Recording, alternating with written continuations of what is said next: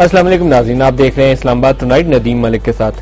9/11 کے بعد جیسے بہت سے چیلنجز پاکستان میں آئے، انہی میں سے ایک ڈرون حملوں کا آغاز تھا۔ ہوا تو 2004 سے، لیکن کس ایگریمنٹ کے تحت ہوا یہ چیز آج تک واضح نہیں ہوئی۔ پاکستان اور امریکہ کے درمیان ایک ایگریمنٹ تھا، acquisition of cross servicing agreement جسے وہ کہتے ہیں۔ اس کے تحت پاکستان نے لاجسٹک سپورٹ بھی فراہم کی امریکہ کو، ان کے ہتھیار، ان کے فوجی اسلحہ سامان اور کھانے پینے کے اشیاء، تیل سب پاکستانی زمین سے ہو کر گزرتا ہے، اور ہم مکلیشن سپورٹ فنڈ اسے کہتے ہیں، اس کے تحت پاکستان کو پیسے دیتے ہیں۔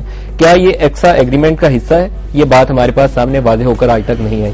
امریکہ کے جو ڈیفنس سیکرٹری ہیں، 2008 میں انہوں نے سینٹ کمیٹی کے سامنے بریفنگ دیتے ہوئے کہا کہ ہم نے پاکستان کو بتا دیا ہے کہ ڈرون حملے جاری رہیں گے۔ ان سے سوال کیا گیا کہ یہ آفیشلی پاکستان کو کمیونیکیٹ کیا گیا؟ انہوں نے کہا ہاں۔ اسی طریقے سے ان کی سینٹ جو انٹیلیجنس کمیٹی کی سربراہ ہیں، ڈیون فنسٹین شاید ان کا نام تھا، انہوں نے بھی کہا کہ پاکستانی چمبے کا اظہار کرتے ہیں اور احتجاج کرتے ہیں۔ کیا ان کو معلوم نہیں ہے کہ پاکستانی ایک ایئر بیس، عام طور پر یہ مانا جاتا ہے یا شہباز ایئر بیس یا شمسی ایئر بیس سے ڈرون آپریٹ ہوتے ہیں، کہ وہیں سے اڑ کر پاکستان پر حملہ آور ہوتے ہیں؟ یہ سوال ایسے یہ کرتے ہیں لوگوں کو دکھانے کے لیے، اور اس چیز کو حتمی شکل دے دی ہمارے وزیر اعظم یوسف رضا گیلانی صاحب نے ابھی حال ہی وکی لیکس نے جو ڈاکومنٹ جاری کیے۔ وزیر اعظم یوسف رضا گیلانی کو تجویز پیش کی ان کے انٹیریئر منسٹر رحمان ملک نے کہ وزیرستان آپریشن باجوڑ میں جو ہو رہا ہے بڑا رد عمل آ رہا ہے، تو جب تک آپریشن جاری ہے ہم ڈرون حملوں کو رکوا دیتے ہیں، لفظ یوز کریں رکوا دیتے ہیں۔ اٹ شوز کہ ان کے اختیار میں تھا ان کو جاری کروانا رکوانا۔ تو وزیر اعظم گیلانی صاحب پاکستانی عوام کے ووٹوں سے ایک اتفاق رائے سے منتخب ہونے والے وزیر اعظم کیا کہتے ہیں؟ وہ کہتے ہیں جاری رہنے دیں، قومی اسمبلی میں احتجاج کریں گے اور پھر نظر انداز کر دیں گے۔ یہ ہمارا رویہ ہے۔ جو اعداد و شمار ہمارے سامنے آتے ہیں نیو امریکہ فاؤنڈیشن کے سرویز ہیں، اور وکی جو پیڈیا ہے اس نے کچھ اعداد و شمار اکٹھے کیے ہیں، دونوں سے جو نمبر ملتے جلتے سامنے آتے ہیں کہ مجموعی طور پر اب تک 203 سے زیادہ ڈرون حملے پاکستان میں ہو چکے ہیں۔ جو اموات ہیں اس میں 1971 ہیں، اور نیو امریکہ فاؤنڈیشن نے جو کلیم کیا ہے کہ جو نون ٹیررسٹ ہیڈز یا لیڈرز یا دہشت گرد جو جانے مانے جن کے نام دنیا کو معلوم ہے جو مارے گئے، ان کی تعداد 32 ہے، پاکستانی علاقوں میں ہی یہ مارے گئے 32 اور 1971۔ اور یہ نمبر کنفرم اس لیے نہیں ہے کہ پریس رپورٹس کی بنیاد کے اوپر ہے، حتمی فگر کیجولٹی کا ہو سکتا ہے، اس سے کہیں زائد ہو۔ کیا 2000 افراد مار کر 32 یا 34 یا 50 یا 132 دہشت گرد مارنا، کیا یہ ایک ایسی ایکویشن ہے جس کو ہم مان لیں؟ ایک طرف 2000 سویلینز ہوں اور ایک طرف 32 ٹیررسٹ ہوں، اور ٹیررسٹ کی بھی نوعیت کیا ہے یہ امریکہ کو معلوم ہے، پاکستانیوں کو معلوم نہیں۔ گو پاکستانی علاقے آماج گاہ بنے رہے پاکستانی پالیسیوں کی وجہ سے، اور ان علاقوں کی جو صورتحال تھی کہ کسی کے بس میں بھی نہیں تھے، نو گو ایریاز سے علاقہ غیر کہا جاتا تھا، پاکستانی فورسز بھی وہاں پہ افیکٹولی پاکستانی فوج موجود ہی نہیں تھی، اور جب 9/11 کے واقعات کے بعد یہاں انفلوز ہوتا ہے طالبان اور القاعدہ کا، اس کو روکنے کے لیے بھی ہمارے پاس کوئی مؤثر نظام موجود نہیں تھا۔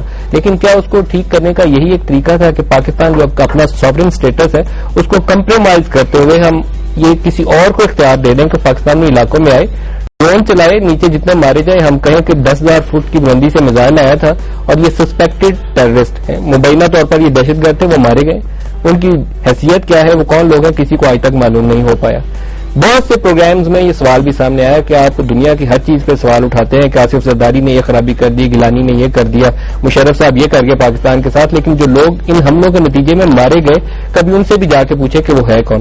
ہماری ان علاقوں تک ایکسیس نہیں ہے۔ آج بھی میں کہہ رہا ہوں کہ میرا دل ہے کہ میں جاؤں میر علی سے ان گھروں سے جا کے پوچھوں کہ ان کے ساتھ کیا بیتی، لیکن میں وہاں جا نہیں پاؤں گا، یا تو وہ سیکورٹی والے پکڑ لیں گے، سیکورٹی والے نہیں پکڑیں گے تو دوسرے پکڑ لیں گے جن کے خلاف کارروائی ہو رہی ہے۔ شاید وہی اس معاملے میں ایک بڑا اس وقت رکاوٹ جو ہے وہ بنے ہوئے ہیں کہ میڈیا کی ایکسیس وہاں نہ ہونے کے برابر ہے۔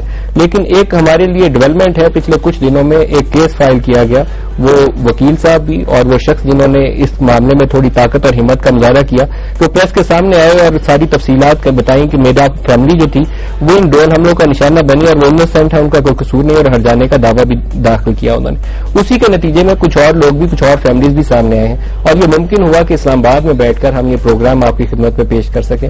جو مہمان شخصیات ہیں وہ وہی فیملیز ہیں اور وہی وکیل صاحب ہیں جنہوں نے اس کیس کو لے کر سامنے آئے، تو آج پورے پروگرام میں ہم انہی سے بات کریں گے کیا بیتی، کیا وہ دہشت گردوں کے ساتھی ہیں، کیا ان کے گھروں میں دہشت گردوں نے پناہ لی ہوئی تھی، یا وہ انوسینٹ ہیں، اور اگر انوسینٹ ہیں تو اس کا ہم جواب اب کس سے مانگیں گے، حکومت پاکستان سے یا امریکہ سے؟ جو مہمان ہیں ہمارے ساتھ کریم خان صاحب ہیں، میر علی سے ان کا تعلق ہے، اور یہی وہ شخص ہیں جو سب سے پہلے ایک کیس لے کر سامنے آئے کہ اس واقعے کے نتیجے میں ان کا بھائی اور بیٹا اس ڈرون حملے کا شکار ہو گیا۔ کریم صاحب بہت شکریہ، آپ نے ہمارے پروگرام میں شرکت کی۔ مرزا شہزاد اکبر صاحب ہیں، آپ ان کے وکیل بھی ہیں، اور نہ صرف اب یہ کریم صاحب کے وکیل ہیں بلکہ ان کا کہنا یہ ہے کہ اس کیس کے فائل کرنے کے بعد 14 اور خاندان ایسے ہیں، متاثرہ خاندان، جو ڈرون حملوں کا شکار پاکستانی ہیں، وہ سامنے آئے ہیں اور ان سے اپنی پیروی کی استدعا کی ہے۔ مرزا صاحب آپ کو بھی خوش آمدید کہتے ہیں پروگرام میں۔ ان کے ساتھ تشریف رکھتے ہیں خیر اللہ جان، اور خیر اللہ جان کے جو بھائی ہیں پیر کلے، یہ میران شاہ اور جو میر علی کا درمیانی علاقہ ہے، وہاں پر جس دن یہاں پہ اسلام آباد میں بیٹھ کر یہ مرزا صاحب اور کریم صاحب پریس کانفرنس کر رہے تھے کہ میرا بھائی اور بیٹا ڈرون حملے میں مارا گیا، اسی روز خیر اللہ جان کا جو بھائی تھا پیر کلے نارتھ وزیرستان کے علاقے میں ایک ڈرون حملے کا شکار ہو گیا۔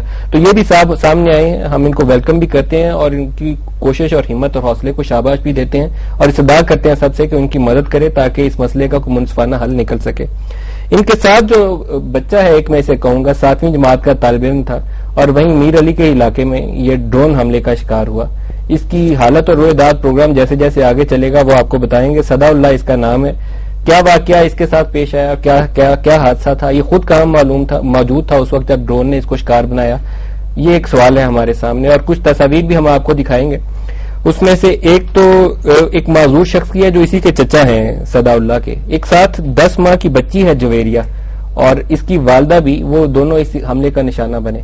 والدہ کا نام جو ہے وہ انہوں نے قبائلی روایات کے تحت ہمیں نہیں بتایا، لیکن یہ بچی کی تصویر جو ہے ہم آپ کو دکھا رہے ہیں، یہ بھی اسی سسپیکٹڈ ٹیررسٹ کی جو فہرست ہے جو ڈرون حملوں کا نشانہ بنے، انہی کا حصہ ہے۔ آپ سب کو پروگرام میں خوش آمدید کہتا ہوں جی۔ سب سے پہلے کریم صاحب میں آپ سے جاننا چاہوں گا، کیونکہ سب سے پہلے آپ ہی نے ہمت پکڑی، کہ یہ واقعہ کب پیش آیا؟ بسم اللہ الرحمن الرحیم۔ واقعہ تو پچھلے 31 دسمبر کو ہوا ہے، 31 دسمبر 2009 کو رات کے وقت ہوا ہے، 9 بجے کا ٹائم تھا تقریباً۔ یہ ہمارے حجر کے اوپر ڈرون حملہ ہو گیا۔ اس میں میرا ایک لڑکا جو کہ حافظ قرآن تھا، اس کی کیا عمر تھی؟ عمر تقریباً 18 سال ہوگی، اور ایک پرائمری اسکول کا چوکیدار بھی تھا، اور دوسرا میرا بھائی تھا جو کہ ایک گورنمنٹ اسکول کا ٹیچر تھا، اور ادھر نیمل سے انہوں نے ماسٹر کیا تھا انگلش میں، national university of modern language میں انگریزی زبان میں ماسٹر کیا تھا۔ بالکل۔ اور اب وہاں جا کر ایک اسکول میں پڑھا رہے تھے۔ کچھ عرصہ تک آصف اقبال نام تھا، آصف اقبال، لڑکے کا زین اللہ نام ہے۔ تو ایک عرصے تک کالج میں پڑھاتے رہے، اور پھر ایک اسکول میں وہ بھرتی ہو گئے، انگلش پڑھاتے تھے۔ کیا ان میں سے کسی کا تعلق کسی دہشت گرد سے تھا؟ نہیں، کسی تنظیم سے تھا؟ کسی نہ گر تنظیم سے ان کا تعلق تھا، نہ کسی طالبان تنظیم سے اس کا تعلق تھا، نہ القاعدہ سے تعلق تھا۔ جس حجرے میں یہ حملہ ہوا کیا اس حجرے میں کوئی ایسا شخص موجود تھا جس کو نشانہ بنایا گیا؟ نہیں، یہ 3 بندے تھے، ایک تو یہ 2 میرے وہ ہیں رشتہ دار، یعنی لڑکا اور بھائی، تیسرا بندہ تھا جو کہ ہمارے لیے مسجد بنا رہا تھا، اس کا تعلق لکی مروت سے تھا، مستری تھا، نام خالق داد تھا، خالق داد۔ یہی 3 بندے جو ہے نا موجود۔ کچھ امریکن میڈیا نے رپورٹ جاری کی کہ وہاں شاید عمر خان نامی کوئی شخص تھا جو کوئی طالبان سے جس کا تعلق تھا، وہ حجرے میں مقیم تھا، کیا تھا حجرے میں ایسا کچھ؟ یہ تو ایسی جھوٹ بولتے ہیں۔ آپ سے پوچھا گیا اس پہ؟ یہ ٹی وی والے، اخبار والے بار بار پوچھتے رہتے ہیں، اگر ان کے پاس ثبوت ہے تو سامنے آئے، لے آئے۔ کہاں پر تھا وہ؟ کوئی وہ ہوتا القاعدہ کا کوئی وہ ہوتا یا طالبان کا کوئی وہ ہوتا بڑا تھا؟ تو یہی 3 جنازے جو میں بتا رہا ہوں۔ اور کریم صاحب آپ خود کہاں مقیم تھے جب یہ حادثہ پیش آیا؟ میں تو ادھر اسلام آباد میں تھا۔ آپ کیا کرتے ہیں؟ میں تو ایک جرنلسٹ ہوں۔ کس ادارے سے منسلک؟ الجزیرہ کے لیے کر رہا ہوں، القدس کے لیے کر رہا ہوں۔ کیا کرتے ہیں؟ رپورٹنگ کرتے ہیں الجزیرہ ٹی وی کے لیے؟ ہاں، ٹی وی کے لیے، القدس ٹی وی کے لیے۔ اس سے پہلے اوصاف کے لیے کرتا تھا۔ اور آپ کا کب رابطہ ہوا مرزا صاحب سے؟ مرزا صاحب سے یہ تو اس مہینے رابطہ ہو گیا، پچھلے مہینے۔ ٹھیک ہے۔ کئی دفعہ ان سے ملاقات ہو گئی، پھر وہاں پہ میرے کلاس فیلو ان کے وہ ساتھی ہیں، وہ مجھے ملے، جو کہ ہم اکٹھے اسلامک یونیورسٹی میں پڑھتے رہے۔ آپ خود بھی اسلامک یونیورسٹی؟ اسلامک یونیورسٹی میں تقریباً 7 مہینے کچھ میں نے پڑھا ہے۔ وہ کلاس فیلو مجھے ملے جو ان کے ساتھی ہیں۔ تو مرزا صاحب آپ کا رابطہ ان سے پہلے کب ہوا؟